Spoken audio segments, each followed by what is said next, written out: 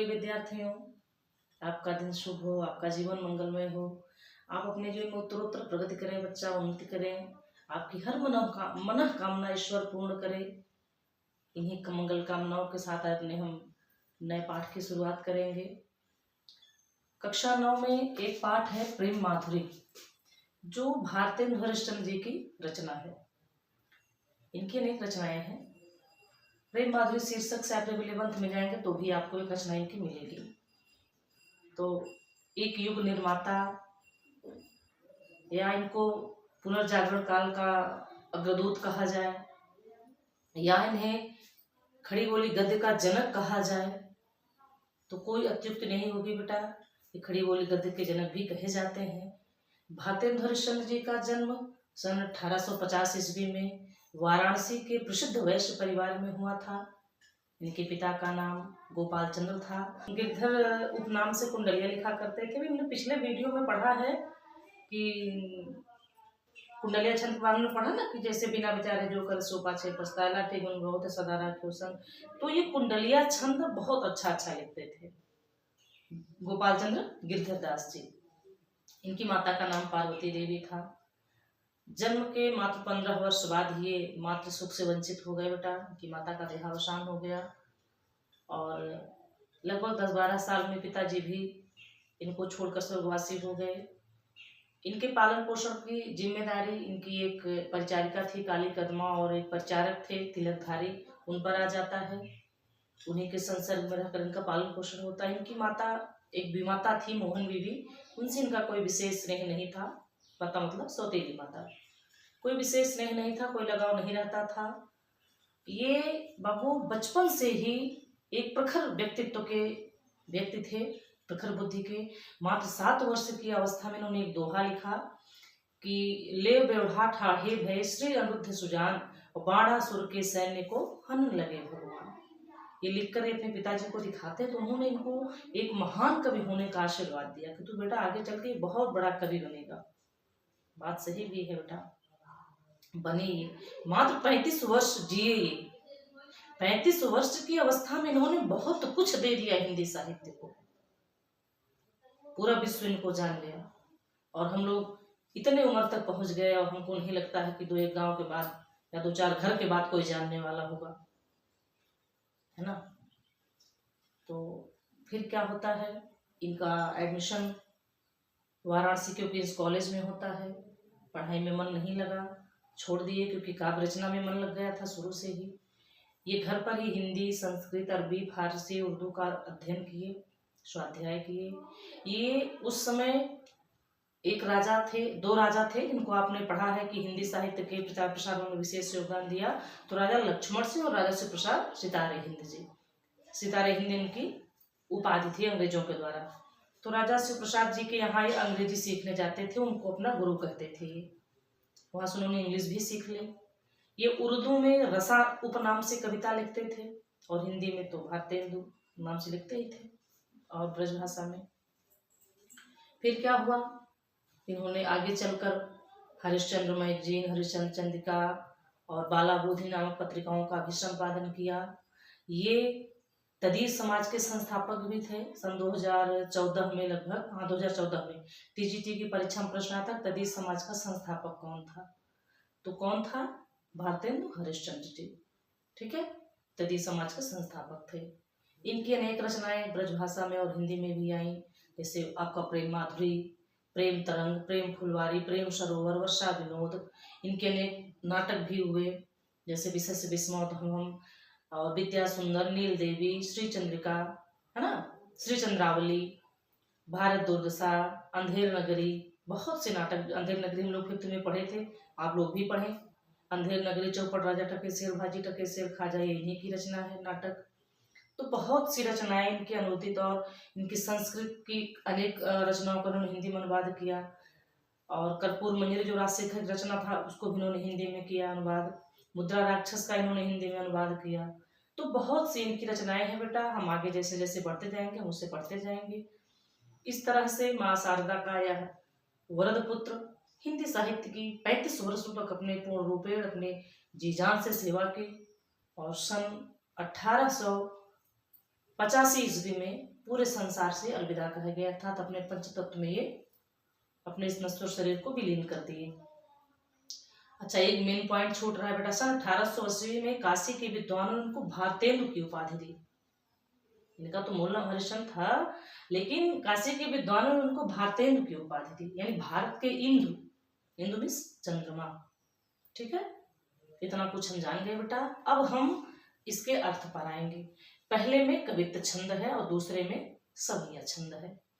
कवित्त छंद है, कूके लागी कोयले कदम्बन पर बैठ के धोए धोए पात हिल हिल सरसे लगे। सरसे माने हिलने लगे, मतलब वो गीले हुए पत्ते, भीगे हुए पत्ते हिल रहे हैं। वर्षा ऋतु के आगमन का वर्णन है इसमें। कूके लागी कोयले, यानी पहले तो वर्षा ऋतु में कूकती थी, और फिर से जब वर्षा ऋतु का आगमन हुआ तो कोयले प्रसन्न होकर कदम्ब की डाली पर बैठ करके कूकने लगी, और वर्षा ऋतु के होने से वृक्षों के पत्ते धुल दिए गए और वह हिल हिल सरसे लगे। वह भीगे हुए पत्ते आपस में सरसराहट की आवाज करते हुए हिलने लगे। हिल हिल पुनरुक्ति प्रकाश अलंकार है। बोले लागे दादुर, दादुर मीन्स मेढक, मयूर मीन्स मोर। बोले लागे दादुर, वर्षा ऋतु आ गई, अब मेढक बोलने लगे। मयूर लागे नाचे फिर, या फिर से मोर खुश होकर के बादल को देख करके नाचने लगे। और देख के संजोगी जन ही हर्षे लगे।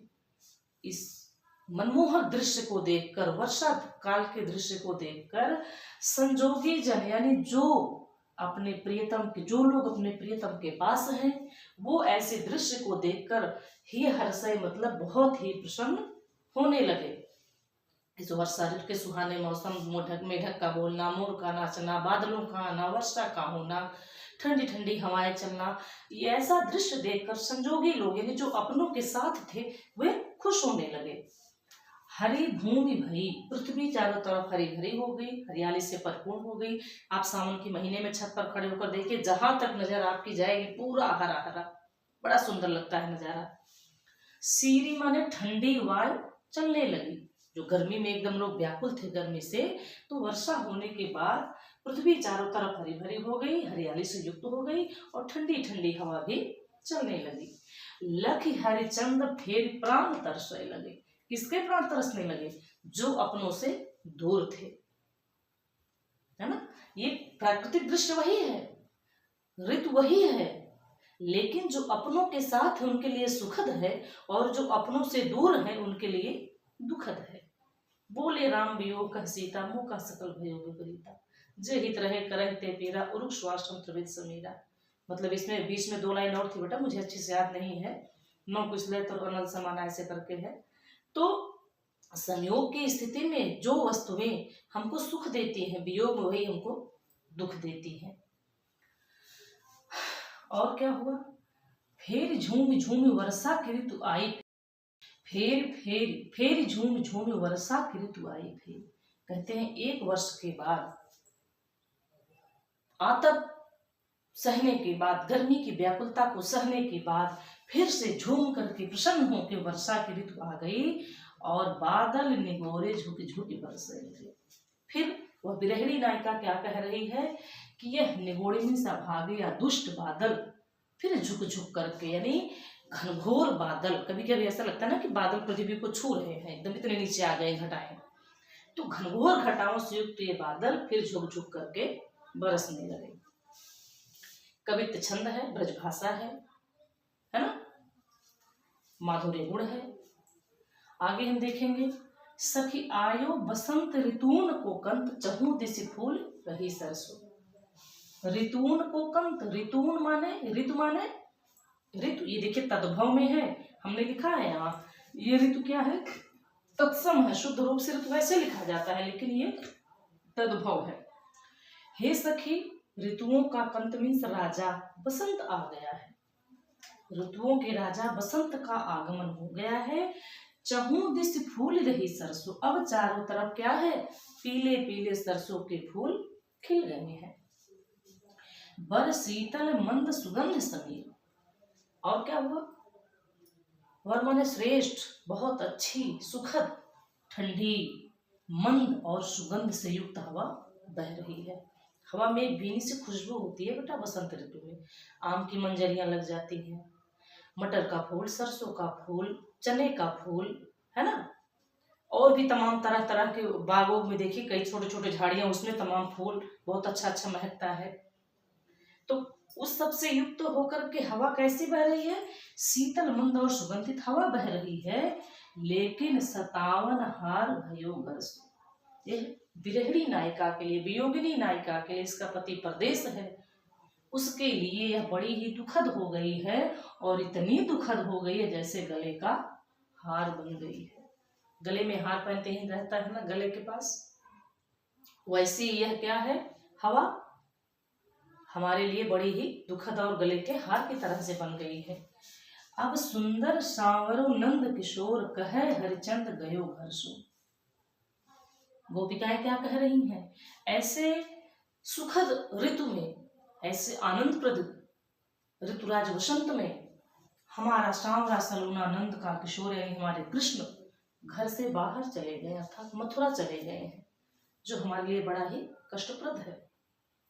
परसों को बिताए दियो बरसों, बेटा ये लाइन मुझे बहुत अच्छी लगती है। परसों को बिताए दियो बरसों, तरसों कब पाए पिया परसों। कह रहे हैं, अनुप्रास अलंकार देखिए 100 बार आया है। कृष्ण हमसे क्या कहकर गए थे कि मैं परसों आऊंगा, लेकिन वर्षों बीत गए, आज तक वो न आए और न कोई संदेशा ही भेजा। तरसों कब पाए पिया परसों, हम लोग परस माने स्पर्श, उनका स्पर्श करने के लिए, पिया माने अपने प्रियतम का स्पर्श करने के लिए तरस रही हैं कि कब वो आएंगे, कब हम उनको छू करके उनका आलिंगन करेंगे, उनका स्पर्श करेंगे। हमारे मन मंदिर में तो है कन्हैया, हम तो उनको रोज देख रहे हैं, उनसे रोज मिल रहे हैं मानसिक रूप से, लेकिन हम उसके लिए तरस रहे हैं कि वो हमारे सामने आए, अब उनका हम आलिंगन करें, उनको छुए, उनका स्पर्श करें। जैसे हम लोग पहले रहते थे मिलजुल कर एक साथ, वैसे फिर से हम लोग रहें, इस चीज के लिए हम लोग तरस रहे हैं। तो सवैया छंद है, ब्रजभाषा है, वियोग श्रृंगार रस है। आप इसमें सूरदास जी की लाइन है, निज दिन बरसत नयन हमारे, सदा राहत वर्षा ऋतु हम पे, जब तैसे हम सिधारे, उसमें भी डाल सकते हैं, इसमें भी कृष्ण के वियोग का वर्णन है, अपने प्रेमी के वियोग का वर्णन है ना। तो ठीक है बाबू, उम्मीद करती हूँ कि बच्चों को आ गया होगा। और बेटा अगर ये आपके समझ में आ रहा हो, आपके लिए हेल्पफुल हो रहा, सुबह जीके के भी प्रश्न डाले जाते हैं शॉर्ट्स वीडियो में, और आपके पढ़ाई के लिए ये वीडियो डाला जाता है, तो आपको लगे कि हम आपके लिए मेहनत कर रहे हैं, आपके लिए हेल्पफुल है, तो बाबू आपसे एक ही रिक्वेस्ट है कि प्लीज़ सब्सक्राइबर बढ़ाइए, चैनल को सब्सक्राइब करिए, लाइक करिए, अपने दोस्तों में शेयर करिए, और हम लोग भी डिजिटल बोर्ड पर पढ़ें, है ना, लाइव क्लास अटेंड करें हम लोग भी। तो थोड़ा सा इसके लिए आपसे उम्मीद की अपील है बेटा, और उम्मीद है कि आप जरूर सुनेंगे। तो इन्हीं सब बातों के साथ, एक नई उम्मीद के साथ, हमारे बच्चे हमारा सपोर्ट करेंगे, हम अपनी वाणी को यहीं पर विराम देते हैं बच्चा। मिलेंगे अगले वीडियो में, तब तक के लिए जय श्री राधे श्याम। माँ जगत जननी जगदम्बा आपका कल्याण करें।